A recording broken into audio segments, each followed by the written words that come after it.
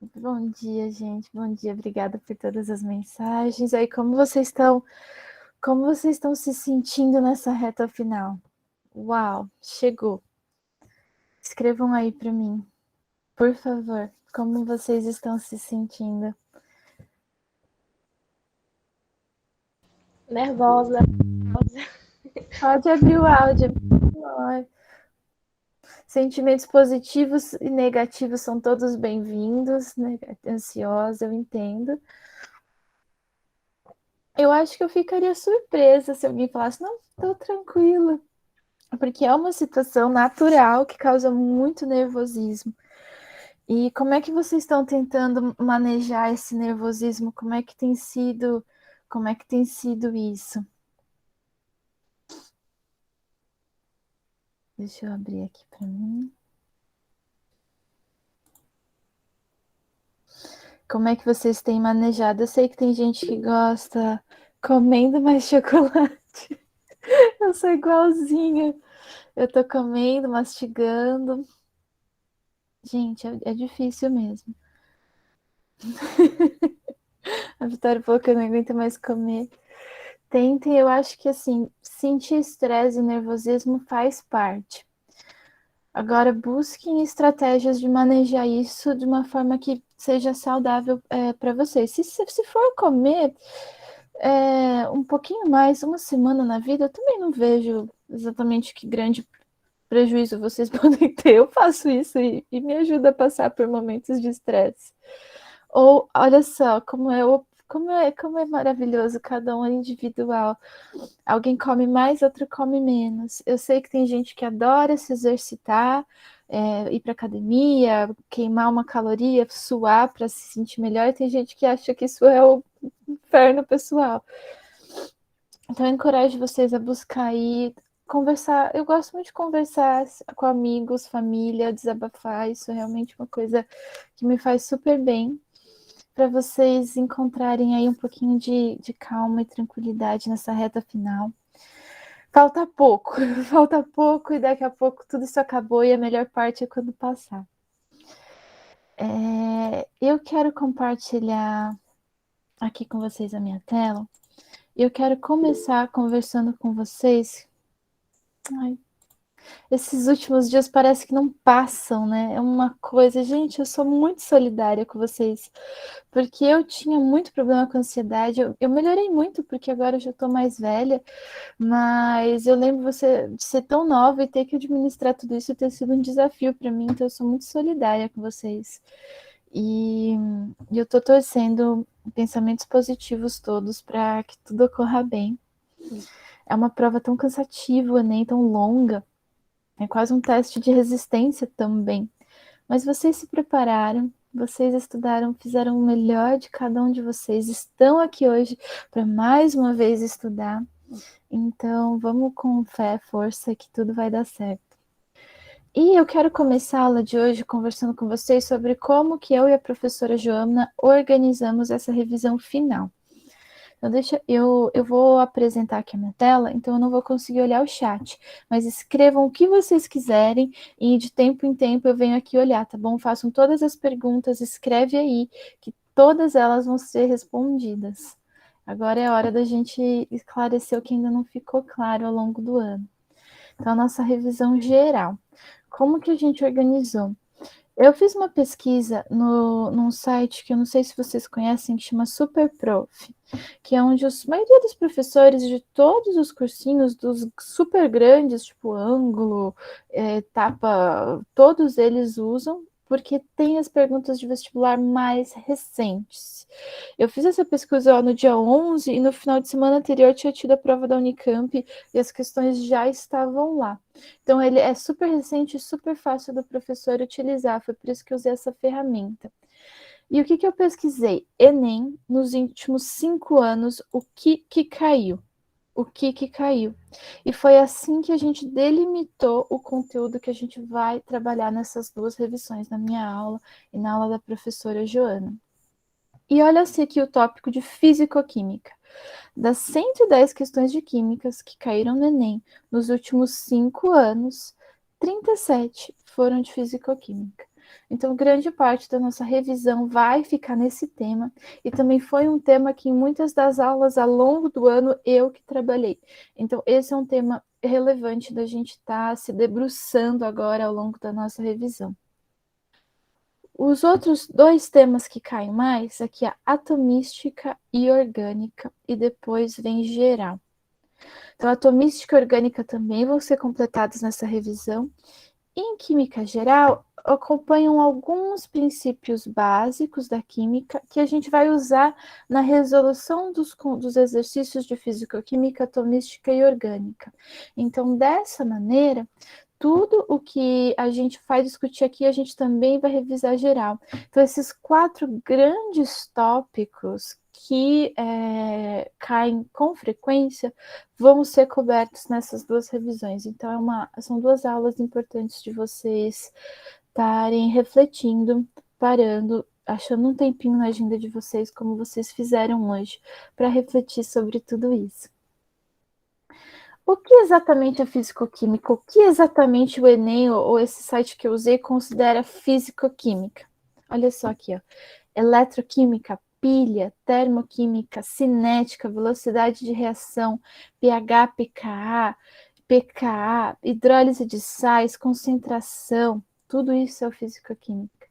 Atomística, a gente vai aqui olhar o estudo dos átomos, as forças intermoleculares, a estrutura, distribuição eletrônica, ligações químicas.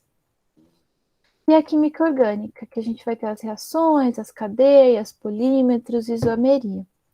Então, como que essa revisão vai ser feita? Olha só, eu vou revisar no total de 9 questões que eu tenho aqui, tá? Eu vou compartilhar com vocês todos os meus materiais para vocês revisarem, ter essa resolução com vocês. E eu vou focar aqui, ó, eletroquímica, cinética, pH, força, moleculares, distribuição eletrônica e ligação química. É um dos corações do que mais cai. Então, foi assim que a gente organizou a nossa revisão. Eu gosto de revisões amplas, próximo da prosa, que dão aquela sensação geral de que você olhou tudo o que precisava ser olhado, que você atendeu todas as demandas necessárias. E se vocês observarem aqui na nossa organização, a professora Joana também vai cobrir distribuição eletrônica, também vai cobrir termoquímica. A gente tem coisas em comum, porque o que a gente pensou, como esses temas caem muito, se de qualquer forma a minha explicação não for tão efetiva, a professora Joana também vai cobrir esses pontos que são muito importantes, dando então uma base de revisão bem sólida para vocês fazerem a prova do Enem. Todas as questões que a gente vai resolver aqui caíram no Enem. Elas têm a cara do Enem, o estilo do Enem. Então, vamos começar aqui com a primeira questão. Antes disso, alguém tem alguma dúvida? Alguém quer fazer algum comentário? Deixa eu dar uma olhadinha aqui.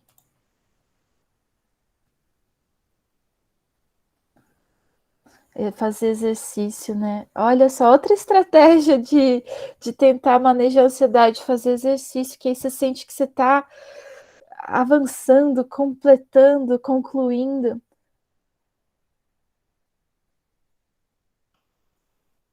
Sem perguntas? Então vamos lá. Tudo ok, então vamos. Questão aqui. Gente, como eu organizei?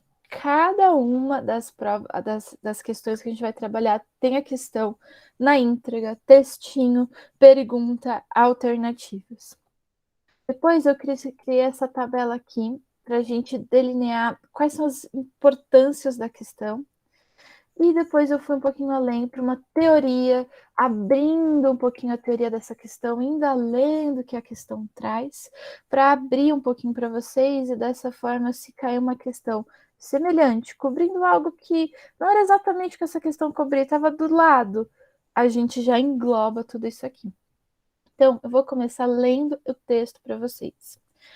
O texto está aqui, né? Eu não tenho canetinha aqui.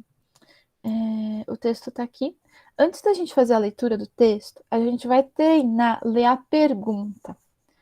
Qual a finalidade do uso desse revestimento à base de celulose? Gente, a pergunta. O Enem é uma prova longa, tem textos enormes. Na minha parte, não são tão grandes, mas eu sei que história, geografia, humanidades são enormes. Então, a gente precisa focar no que interessa. qual a finalidade do uso desse revestimento à base de celulose. Quando você lê a pergunta, você já quase consegue inferir, imaginar do que o texto fala. Qual que é a finalidade do revestimento de celulose? Por exemplo, o texto vai falar esse revestimento que é a base de celulose e eu preciso saber qual que é a finalidade, para que ele serve nesse contexto.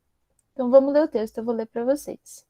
Na indústria farmacêutica, ok? Já sei que é uma coisa da área da saúde. É muito comum o emprego de substâncias de revestimento em medicamentos de uso oral. Outra palavra-chave aqui, ó, uso oral, então via boca, pois trazem uma série de benefícios, como alteração de sabor em medicamentos que têm um gosto ruim, melhoria da assimilação de composto, entre outras ações. Olha só, ele falou aqui que tem revestimento que traz vários benefícios, sabor, amargo, melhoria de assimilação e outros. Alguns compostos à base da celulose, a gente leu a pergunta, então eu sei que o que a pergunta quer é a função, o que serve esse negócio de celulose. Então aqui já o cérebro já dá aquela brilhada. São utilizados para garantir que o fármaco somente seja liberado quando em contato com soluções aquosas cujo pH se encontre próximo da faixa de neutralidade. Então, o que ele está falando aqui, olha só, é que esse polissacarídeo, para garantir que o fármaco somente seja liberado quando o pH está neutro. Então, ele fica lá o revestimento, o fármaco está aqui dentro. Esse composto só libera quando o pH estiver neutro. Beleza, ó. Li o texto, não trouxe nenhum conceito novo, tá tudo que tá no texto. A única estratégia que a gente está adotando é essa leitura guiada com base na pergunta, porque a gente tem uma prova para fazer e a gente quer ganhar a questão. Bertolini, blá blá blá, referência a alternativas. Diminuir a absorção no princípio ativo no intestino. Impedir que o fármaco seja solubilizado no intestino. Garantir que o fármaco não seja afetado pelas secreções gástricas. Permitir a liberação do princípio ativo pela ação das amilases salivares. Facilitar a liberação do fármaco pela ação dos sais lineares do revestimento. Então, vou deixar aí. O que vocês acham? Pensem um pouquinho. Qual que é a questão aí? O que vocês escolheriam na hora da prova? Então, aqui, olha só, uma questão de pH, eletroquímica, aquele ponto que mais cai, fazendo uma intersecção com a biologia. Porque a gente tem palavras aqui, intestino. Qual que é o pH do intestino? O que é a amilase salivar? Secreção gástrica. Então, o que ajuda, e o ponto teórico para a gente responder essa pergunta, está aqui, olha só. pH do trato gastrointestinal. E a gente tem aqui, olha só, alguns pontos importantes. Cavidade oral, boca, pH 6,8 a 7,5, levemente ácido. A nossa saliva ela é levemente ácida. O neutro seria exatamente em 7. Então, eu estou 6,8, levemente ácido. Gente, olha o que acontece quando você chega no estômago, pH 1,5 a 2. Ácido, ácido, ácido, ácido, ácido. Olha aqui a nossa escala de pH. 2, aqui, ó, ácido do estômago e limão, um limão puro. Isso é o pH do nosso estômago. E aqui a gente tem, né, o duodeno, o intestino pequeno e o cólon, intestino delgado, né? Que são vários pontos de intestino. E observem, 5,6 a 8, 7,2 a 7,5, 7,9 a 8,5. Então, em torno do neutro, indo um pouco mais para o básico, certo? O intestino. Então, boca levemente ácido, pH super ácido, intestino neutro para básico. Esses são os pontos que você tem que ter tido. E aqui na minha resolução, eu trouxe essa tabela para vocês para exemplificar isso. O que o comando, o que o exercício me pede? Finalidade. Qual que é a finalidade desse uso de revestimento? Por que eu estou usando esse revestimento? Conhecimento necessário, que o pH do estômago é mais ácido que o pH do intestino, que é mais neutro. Olha só, naquela tabela que eu mostrei, abrindo, tinha todos os números e tal. Conhecimento necessário, estômago ácido, pH intestino neutro. Resposta correta, É a C. Garantir que o fármaco não seja afetado pelas secreções gástricas. Vocês acertaram? O que vocês acharam? Vocês teriam acertado essa questão ou não? Se não, tudo bem, a gente está estudando ela agora. Agora vocês sabem e é um conhecimento que vocês vão carregar para o dia da prova. Garantir que ela não seja afetada pela secreção gástrica. Lembra que o nosso revestimento só abre quando está neutro. Então, ele vai proteger naquele pH 1 do estômago, chegando no intestino, liberando o fármaco no intestino, porque é importante para ele. O revestimento à base de celulose impede que o fármaco seja decomposto em solução de pH diferente do neutro. Está tudo aqui escrito para vocês, para facilitar a revisão de vocês. Alguma dúvida até aqui? Perfeito. Vamos então para a próxima questão, que é a questão de nanotecnologia. A nanotecnologia pode ser caracterizada quando os compósitos estão na ordem de milionésimos de milímetros. Tá. Então aqui eu já sei que é uma questão de nanotecnologia, uma área que eu adoro. Mas antes da gente ler o textinho, vamos tentar achar qual que é a pergunta. O que eu preciso saber? Fazer a nossa leitura guiada. O êxito da aplicação, êxito quer dizer o sucesso, é um sinônimo de sucesso da aplicação dessa tecnologia, é por causa da realização de reações químicas que ocorrem em condições de. Tá. Então, essa tecnologia é um sucesso porque as reações químicas ocorrem em que condições? Quais são as condições necessárias para essas reações químicas serem bem-sucedidas? Ok? Essa é a pergunta que ele está fazendo. Vamos lá para o texto. A nanotecnologia é composta na ordem de milionésimos de milímetros, como na utilização de nanomateriais na processos industriais.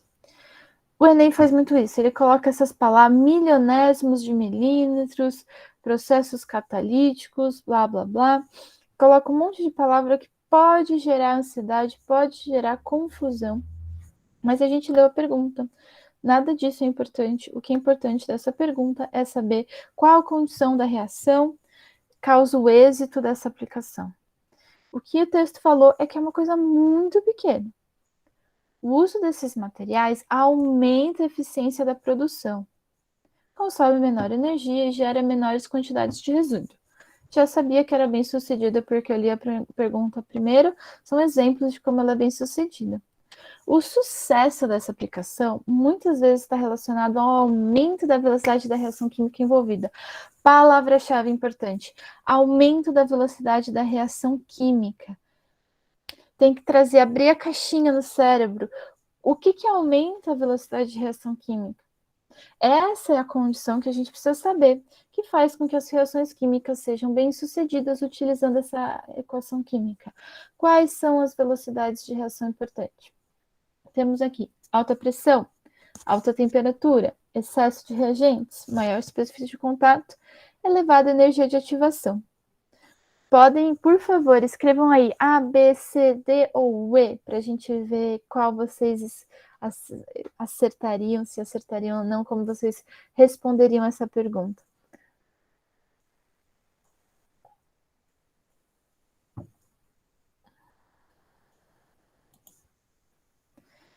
Temperatura, D, E, vamos lá, vamos lá. A alternativa, então, é a D.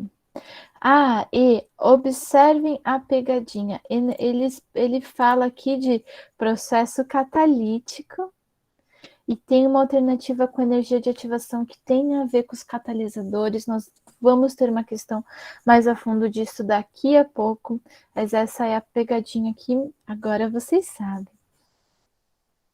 Comando. O que é a pergunta aqui que a gente fala? Motivo do sucesso desse tipo de reação. Conhecimento necessário, os fatores que aumentam a velocidade das reações químicas. Temperatura, concentração e superfície de contato.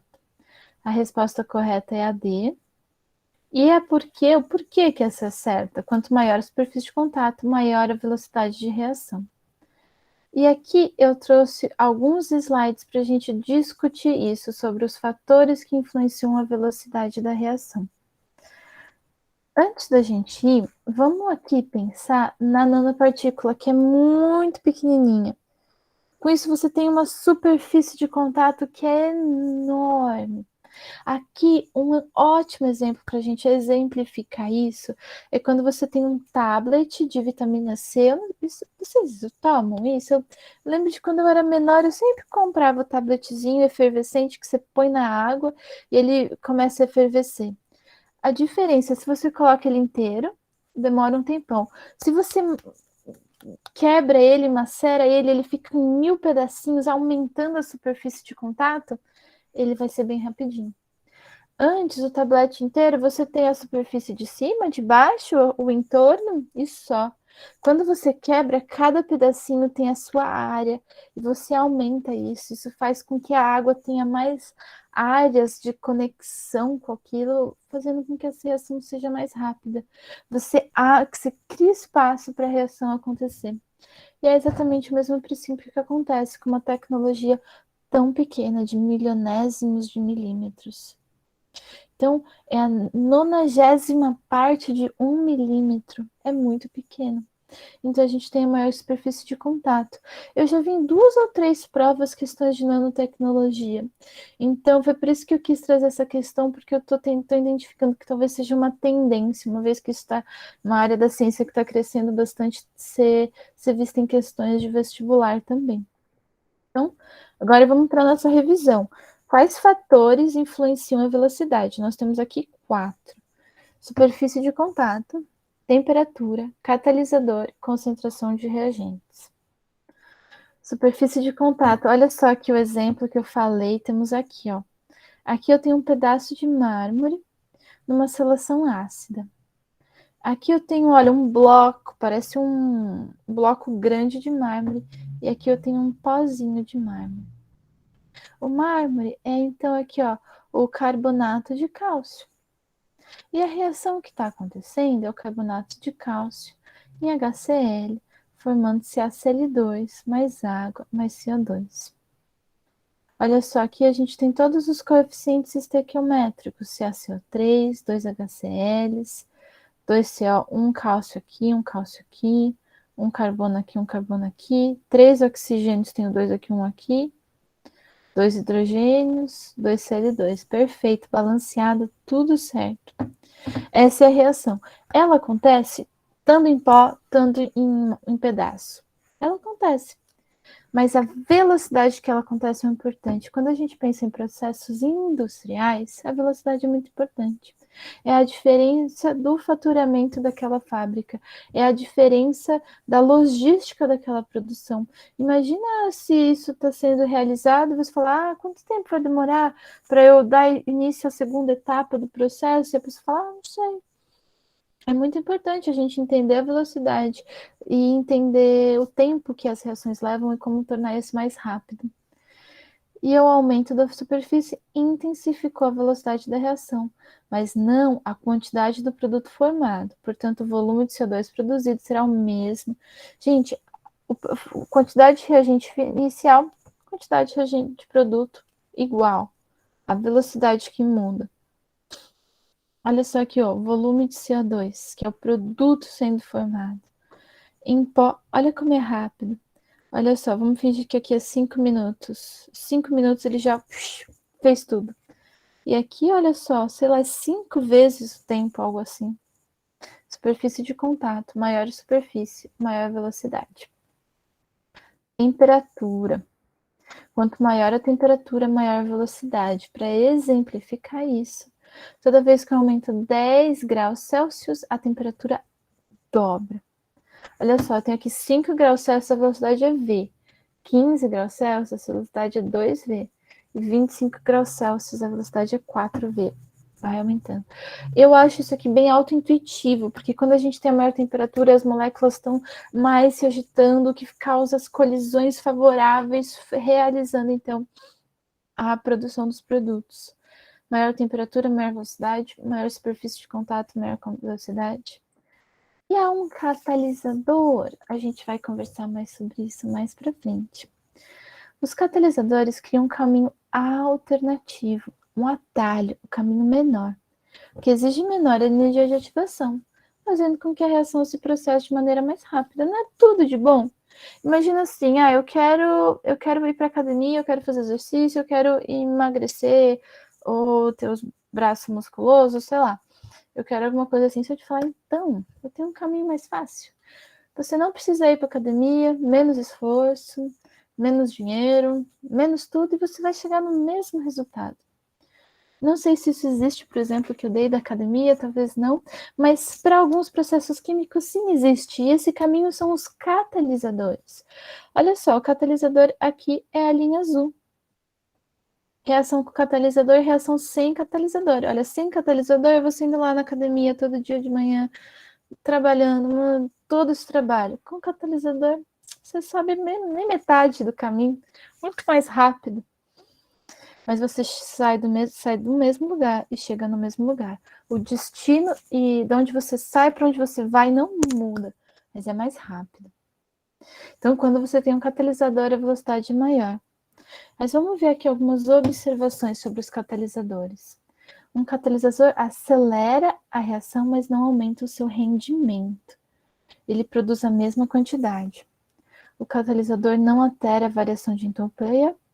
E um catalisador pode acelerar tanto a reação direta quanto a inversa. E um ponto importante, o catalisador não é consumido na reação.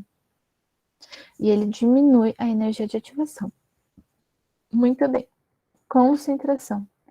Quanto a maior concentração, maior velocidade. Aqui é a mesma ideia da temperatura.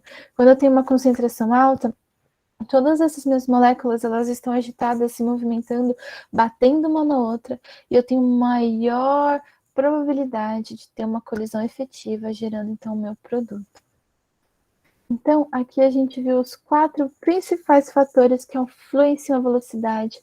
A gente está estudando o tema de cinética química, que é um daqueles que a gente viu que mais cai. Superfície de contato, temperatura, catalisador e concentração dos reagentes. Alguma dúvida por enquanto? Kátia, lá! Mais alguma dúvida? Então, vamos embora. Eu adorei essa pergunta. Eu adorei. Tem isso aqui, essa imagem aqui do sabonete eu que coloquei, tá? Não é da pergunta. E essa pergunta fala sobre aquele sabonete de aço inoxidável. Vocês já viram isso? Escreve aí sim, não. É um sabonete de aço, vende. Eu já comprei em feira. Não é uma coisa. É uma coisa bem simples e que você pode lavar a mão com sabonete de aço e ele tira um odor, tipo o cheiro de alho que fica na mão. Olha que ideia interessante que essa pergunta traz, esse é o contexto.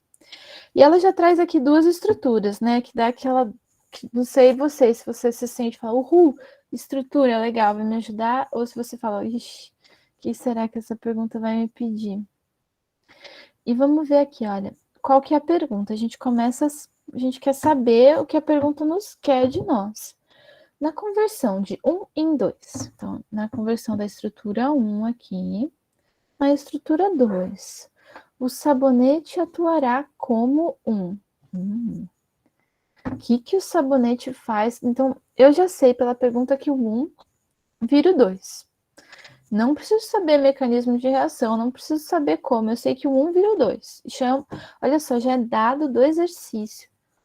E o que é o sabonete? Ele é ácido, ele é redutor, eletrólito, tensoativo ou catalisador. Beleza. Vamos ler o enunciado para ver se a gente tira mais informação da pergunta.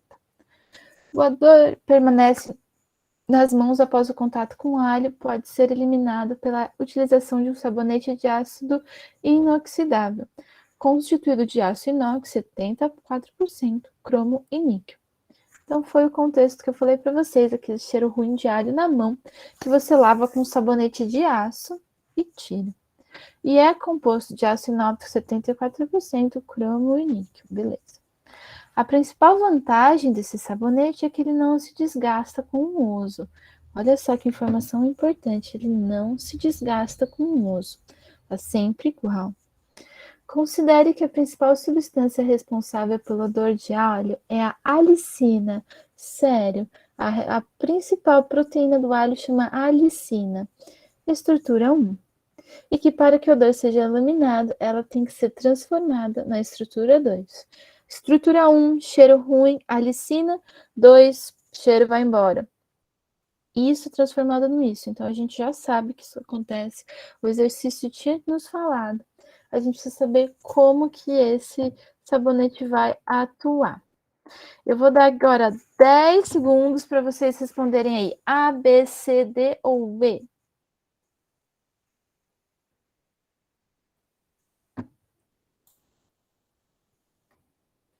Gabriele! Não, por enquanto não, nunca vi. Vocês nunca tinham visto esse sabonete legal? Eu já vi, já usei e funciona. Fica a dica aí se seu cheiro de alho incomoda alguém. Gabriele está certíssima. Questão E está correta, é um catalisador. E a maior dica é que ele não se desgasta com o uso. Então ele vai catalisar. Ninguém fica com cheiro de alho na mão para sempre. Então essa é uma reação, uma transformação que vai acontecer. Mas ao usar isso, a gente catalisa, a gente aumenta a velocidade dessa reação. Olha aqui a nossa resolução. Qual que é o comando? Papel do sabonete na reação. Preciso saber, isso que a questão está me perguntando. Qual que é o papel desse sabonete na reação? Conhecimento necessário, ação dos catalisadores. A resposta correta é E. E o sabonete atuará como catalisador, pois ele não se desgasta após o uso. E olha só, eu trouxe isso aqui, é bem semelhante ao que a gente tinha visto. A gente tem aqui um gráfico de entalpia, vamos olhar ele com um pouco mais de atenção. Entalpia, caminho da reação. Todo mundo começa aqui do mesmo ponto e termina no mesmo ponto. Mas olha só a diferença de energia. Aqui olha o preto como é quase o dobro da energia que a gente precisa para aqui. O catalisador é o caminho de menor energia, é o caminho mais rápido, é o caminho que facilita. E esse aqui é o ponto importante, olha, eu deixei até grifado para vocês. Ele não é consumido nunca. Regras da vida. O catalisador nunca é consumido. Se ele é consumido, ele é reagente. Ele não é catalisador.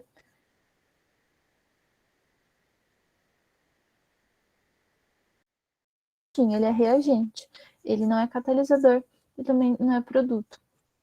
Se ele é formado, ele é produto. Se nada acontece com ele, nem consumido, nem formado, é um catalisador. Imagina um sabonete de aço. Você lava a mão, aço, vai ficar lá, não vai ser consumido.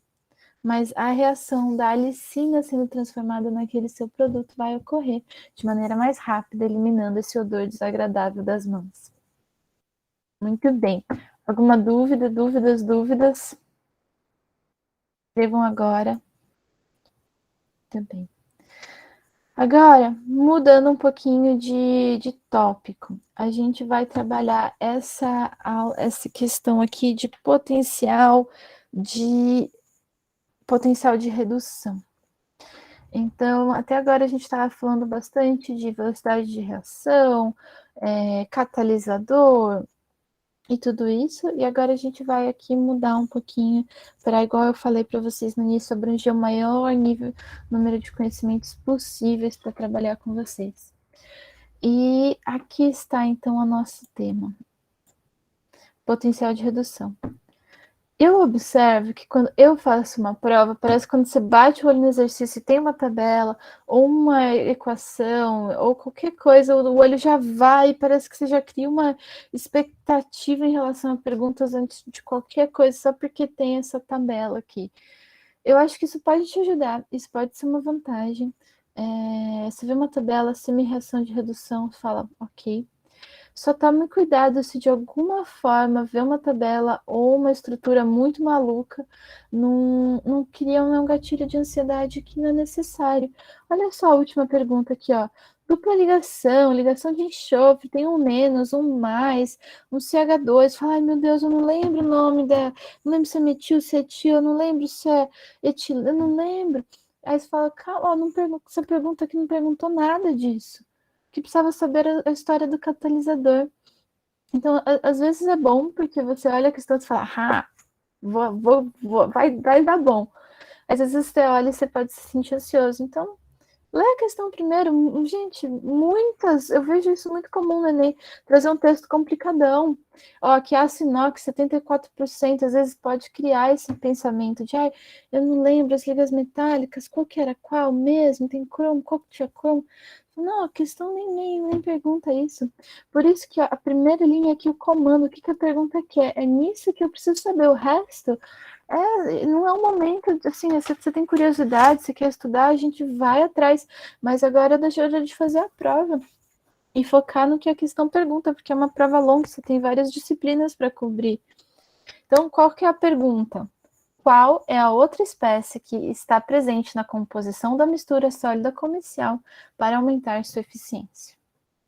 Então, aqui vamos lá. Que outra espécie que está presente na composição da mistura sólida comercial para aumentar sua eficiência? Então, ao ler essa pergunta, já fica claro que tem uma mistura sólida comercial. E que essa mistura é composto de, sei lá, A e B. É composto de duas coisas. Então, talvez o texto fale para a gente quem é o A, a gente vai ter que identificar o B. E a gente vai ter que escolher o B para aumentar a sua eficiência. Às vezes, só de ler a pergunta, você já até tem uma ideia, de uma forma educada de imaginar o que o texto vai trazer. É como se fosse um chute. É como se fosse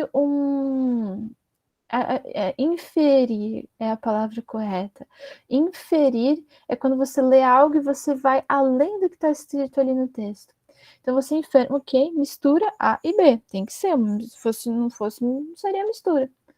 E eu preciso descobrir qual que é a parte, eu tenho uma parte que eu vou saber, uma parte que eu não vou saber, eu preciso saber qual é essa para que aumente sua eficiência, é meu critério, a pergunta que manda.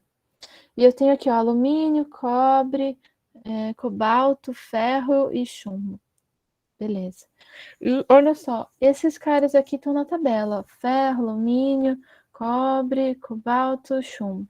Então, tem uma só. Para cada alternativa, eu tenho uma linha aqui na tabela. Tem uma linha a mais que é da água. Não li a tabela, não olhei as reações, não olhei o potencial, não olhei os valores, só estou olhando a questão, me familiarizando com essa questão aqui. Mas eu já sei o que ela quer, tenho uma ideia geral das alternativas, da relação das alternativas com a tabela. Fechou. Vamos ler o texto. Para realizar o desentupimento de tubulações de esgoto residencial, é utilizada uma mistura sólida comercial que contém hidróxido de sódio e outra espécie química pulverizada. Então, a gente está falando de desentupimento de tubulações de esgoto de residencial. Olha que assunto legal.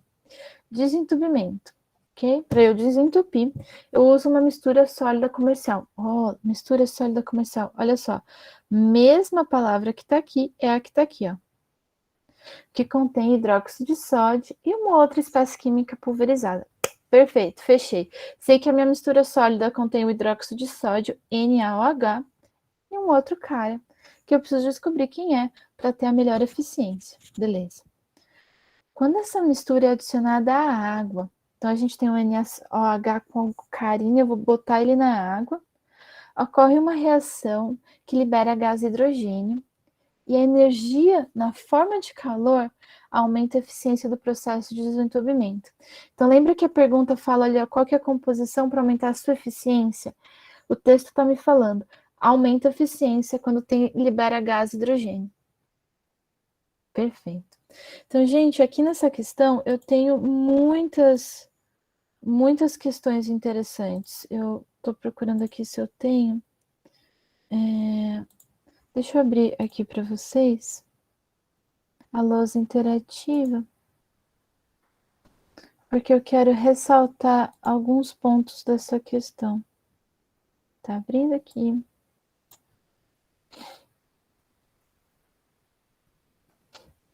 Tá abrindo.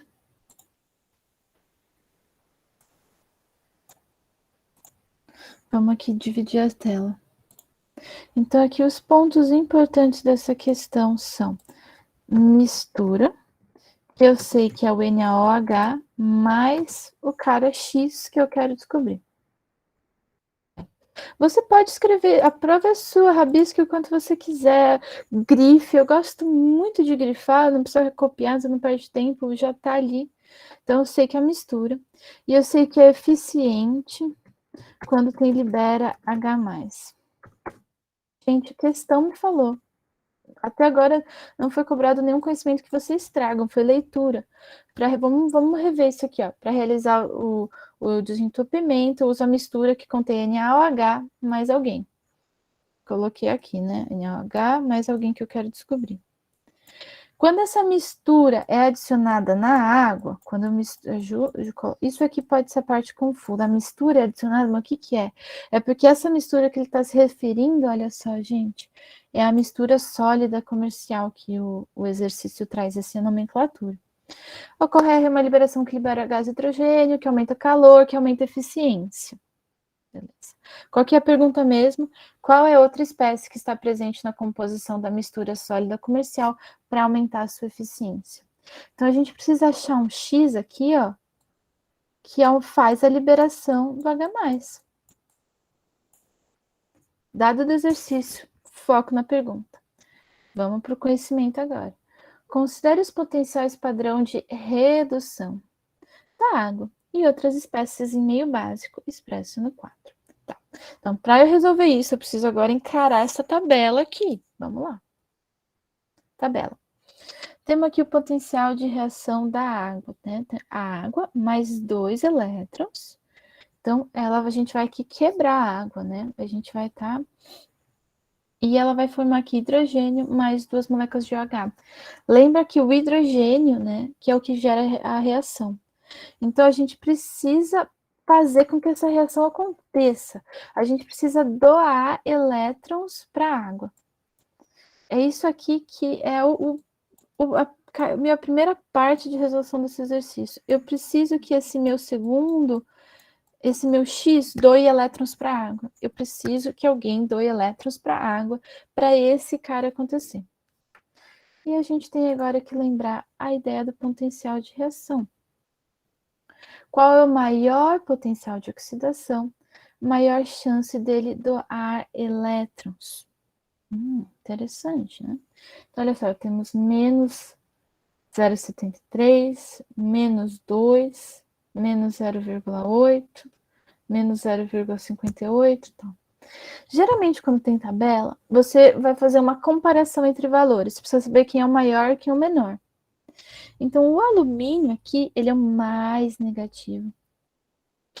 O que tem o menor, o potencial de redução mais negativo, ele tem o maior potencial de doar elétrons. E esse é o raciocínio, a lógica por trás. Então, a resposta aqui certa aqui é a questão A, alumínio, pois ele tem o maior potencial de doar elétrons. Então, olha só, o comando dessa questão aumenta a eficiência e a formação de produtos. Reação de óxido-redução e potencial de oxidação. Resposta correta A. O alumínio apresenta o maior potencial de oxidação de doar elétrons para a água. Então, olha só, eu coloquei aqui tudo isso para vocês, dados do exercício. Mistura sólida, NaOH mais X, adicionada à água, libera gás H2, que aumenta a eficiência. Quanto menor, mais negativo, a molécula doa elétrons. Quanto maior, mais positivo, a molécula recebe elétrons. Quanto mais negativo, ela doa esses elétrons. Gente, se o potencial padrão de redução está muito negativo, a molécula está cheia de elétrons. Ela precisa dar esse elétron. Quanto maior, mais positivo ela quer receber. Temos aqui a fórmula da água. Para formar H2, a água precisa de elétrons. Logo, precisamos de uma molécula que doe elétrons para a água com potencial de redução menor possível. Por quê? O alumínio apresenta o maior potencial de oxidação de doar alumínios para a água. Então, esse aqui é uma questão que eu achei exigente, né? Das que a gente estava vendo, eu comecei com algumas um pouco mais simples e trouxe esse exercício aqui um pouco mais exigente para trabalhar com vocês. Porque eu acho que isso é um tópico muito importante. E essas ideias de negativo, doa, positivo, oxida, reduz, eu acho que são tão importantes da gente estar fazendo a revisão. Então, a teoria aqui, ó, quem reduz ganha elétrons. NOx diminui, é o agente redutor. Quem oxida perde elétrons, o NOx aumenta, um agente oxidante. Lembra quando a gente fala de um metal que oxidou? Geralmente ele está enferrujado, poroso. Ele perdeu alguma coisa, ele perdeu elétrons. O NOx dele aumentou, porque ele perdeu uma coisa negativa. Então o NOx aumentou e ele é nosso agente oxidante. E a redução, então, é o oposto.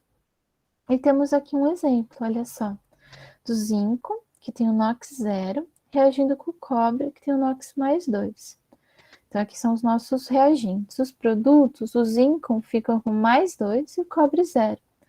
A oxidação aqui acontece no zinco, que o NOx dele vai de 0 para mais 2. Ele aumentou.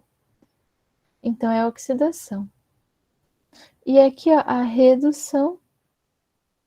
Aqui o cobre mais 2 vai para o zero. Muito bem. Só deixa eu correr aqui para ver quantas perguntas eu tenho. Tá. Eu vou pular algumas perguntas porque eu quero cobrir o máximo de conteúdo com vocês. Essa aqui, por exemplo. Essa aqui eu aconselho, eu vou passar esse material para vocês fazerem, é bem semelhante com o que a gente trabalhou agora, mas envolve mais as pilhas. Ok. E aqui eu quero trabalhar essa questão aqui, que talvez seja a última aí da nossa aula, dependendo do nosso tempo, que vai trabalhar um pouquinho, olha só, de tabela periódica, distribuição eletrônica e fórmula de Lewis. Vocês têm alguma dúvida até agora? Não? É. Perfeito. Então vamos lá aqui, olha só, analisar essa pergunta. Vamos primeiro para, olha só que texto longo. Vamos focar na pergunta. Ao se escrever a fórmula de Lewis do composto de xenônio citado, quantos elétrons na camada de valência haverá no átomo do gás nobre? Então tá bom. Eu já penso assim, ó, o exercício está me pedindo para escrever a fórmula de Lewis desse composto que o texto vai me explicar. Então eu vou ter que ir lá fazer a fórmula de Lewis bonitinha. E a pergunta é, olha só, essa pergunta tem quase duas partes. Quantos elétrons na camada de valência haverá no átomo de gás de nobre? Então você vai fazer a fórmula de Lewis e vai contar quantos elétrons estão na camada de valência. Muito bem. Vamos lá agora ler o texto. Por ter uma camada de valência completa, alta energia de ionização, afinidade eletrônica praticamente nula, considerou-se por muito tempo que os gases nobres não formariam compostos químicos. Observe, o nosso verbo está aqui, ó, considerou-se. E tudo isso aqui é um sujeito da frase. Caminhade, alta ionização, considerou-se. Então, olha só, isso gera uma certa dificuldade na leitura e eles fazem isso de propósito. Não caiam. Ok, tudo isso, blá, blá, blá, achou que não formariam compostos. Essa é a parte que a gente precisa ressaltar. Porém, em 1962, foi realizada com sucesso a reação entre xenônio, camada de valência, essa informação pode ser importante, e o hexafluoreto de platina, e desde então, mais compostos novos de gases nobres vêm sendo sintetizados.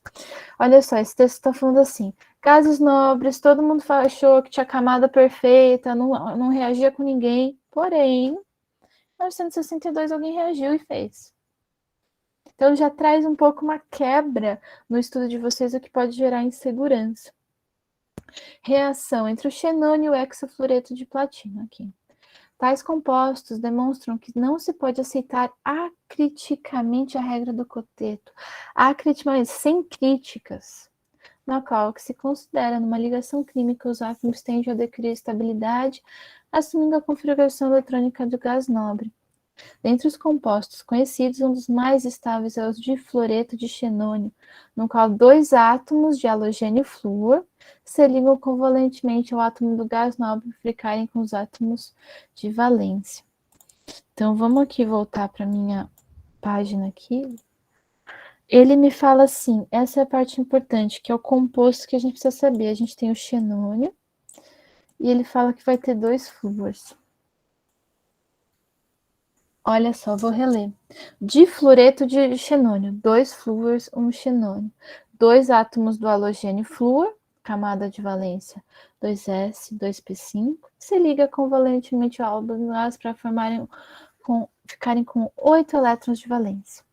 O flúor, se vocês lembram, ele tem 7 elétrons na camada de valência. 1, 2, 3, 4, 5, 6, 7.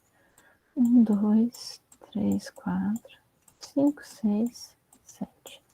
E o xenônio é o nosso gás nobre, maravilhoso, que já tem 8. Que a gente achava até agora que ele ia ficar 8 para sempre. O nosso mundo caiu, mas a gente se mantém de pé e resolve a questão. Xenônio, 8 flúor. E ele me fala aqui, ó, que se liga covalentemente. Então tá compartilhando, lembra? Escrevi, exemplifiquei que o exercício já falou. Quantos elétrons na camada de valência haverá no átomo do gás nobre? Essa é a pergunta. Tabela periódica, a resposta correta aqui é a C. Talvez seja, porque olha, a gente vai contar aqui, ó, os 8 do xenônio, mais 1 do flúor, 1 do flúor.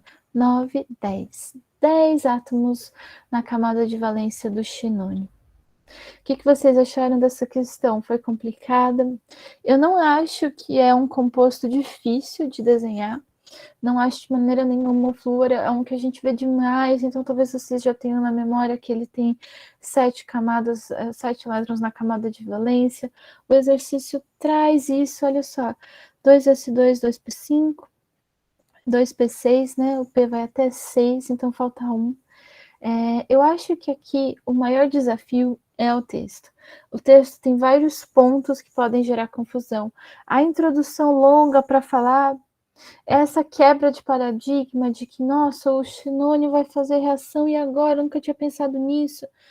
Gente, o exercício está falando, isso aqui são exceções, nem sempre os professores vão cobrir isso na aula, eu nem acho que eles devam. Eu lembro de ter mencionado algumas exceções, mas a gente não vai a fundo. Essa questão traz isso e a gente usa o que a gente precisa para resolver. Eu sei que o xenônio é um gás nobre, eu sei que ele tem 8, flúor 7, e a questão me fala que eles compartilham. Então, olha, tá aqui, né, os 10, vou fazer um desenho aqui, vem, os 10 átomos da camada de valência do xenônio. Limos aqui, a gente tem que, ele fala gás nobre e xenônio várias vezes no texto, então essa relação entre eles tem que estar clara para vocês. Então aqui, continuando, o comando aqui, ó, número de elétrons na camada de valência do gás nobre. Conhecimento necessário, tabela periódica, distribuição eletônica, fórmula de Lewis. Trouxe aqui para vocês a tabela periódica. Olha só que os nossos gases nobres, o hélio, o neônio, o argônio, o criptônio, o xenônio, o radônio e o argesônio. Olha só, todos eles aqui vão ter 8 elétrons na camada de valência. E eu trouxe aqui também para vocês, olha, o diagrama. Então aqui a gente tem todas as nossas camadas, KL, MN, OPQ. Os nossos níveis de energia, que é o número que vem na frente, 1, 2, 3, 4, 5, 6, 7. A segunda coluna, a gente não começa do 1, a gente começa do 2. A terceira coluna, a gente não começa do 1, nem do 2, a gente começa do 3 e para no 6. A quarta coluna, a gente começa no quarto e para no 5. Então, é como se a gente criasse uma linha diagonal e aqui uma linha diagonal também. E aqui a gente tem as camadas, né? S, P, D, F, subiu o preço do feijão. E a gente tem o número máximo de elétrons que cabe nelas. O S cabe em 2, o P cabe em 6, o D cabe em 10, o F cabe em 14. E até trouxe aqui para vocês uma resolução mais bonitinha do que o que eu desenhei, para vocês terem isso registrado com vocês. E essa aqui seria então a última questão, se eu não me engano, que aqui tem alguns elementos, mas eu vou ter que parar por aqui, porque eu estou encerrando o meu tempo. E eu vou passar todo esse material para vocês verem todas as questões, as resoluções das questões que a gente trabalhou, e também as resoluções daquelas que a gente não trabalhou para vocês estudarem. Finalizando aqui, temos 2 minutinhos. Queria perguntar se vocês têm alguma dúvida, algum comentário, estão mais seguros do conteúdo, se ficou claro como a gente organizou a revisão, se você acha que vocês vão ajudar. Comentem aí, por favor, nos comentários, ou abram.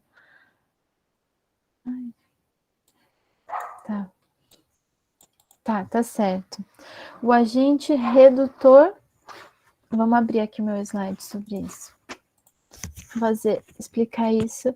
Cássia, a sua dúvida também é igual da Gabriele sobre os agentes redutores?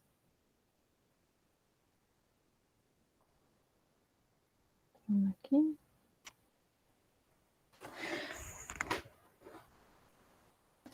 Então, aqui está a nossa pergunta.